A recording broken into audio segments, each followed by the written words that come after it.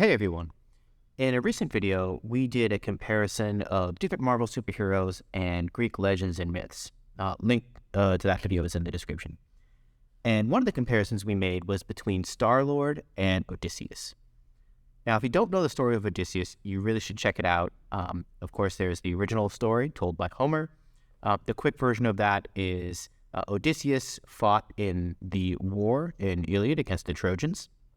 In fact, the story of the Trojan horse, which you may have heard of, that was Odysseus' idea. Odysseus was known within the Greek army as being a great strategic thinker, very fast and quick-witted.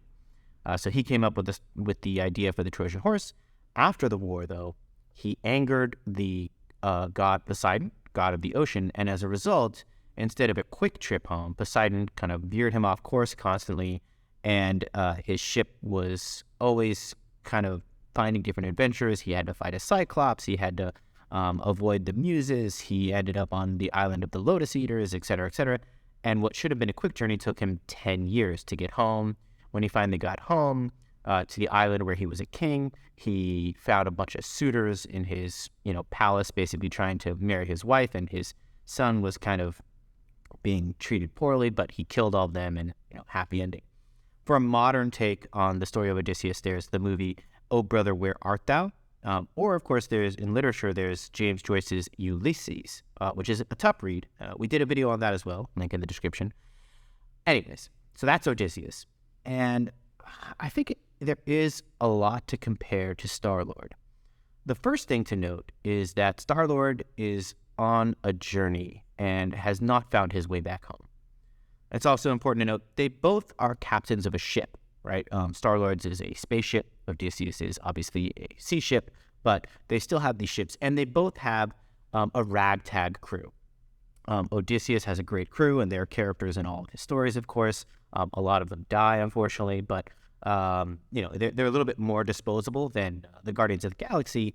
But again, it's this idea that around Odysseus and around Star-Lord is this crew of people that help him throughout his adventures. And then I think the most important thing is this idea of being quick-witted.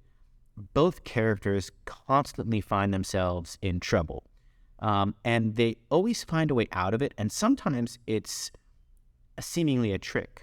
The best example of this, I think, is the Trojan horse, right? Odysseus came up with this idea of, hey, let's just build a giant statue horse, but it'll be hollow, and we'll hide inside, and then the Trojans will bring us in the city, and then we'll win.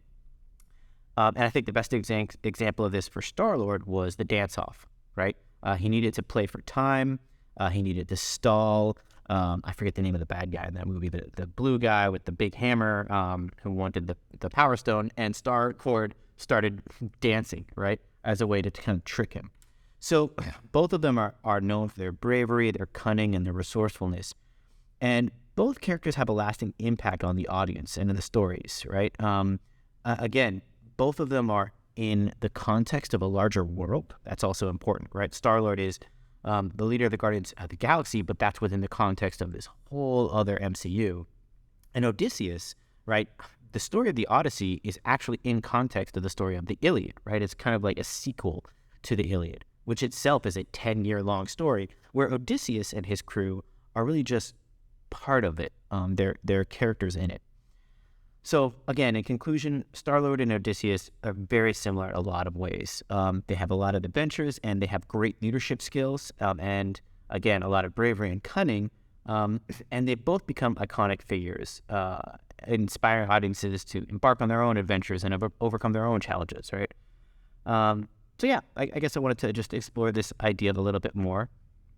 And let me know what you think. If there are other characters, if you guys like this idea of comparing superheroes in more depth to their maybe Greek counterparts, there's a lot to explore in this channel. Again, I'm keeping it open.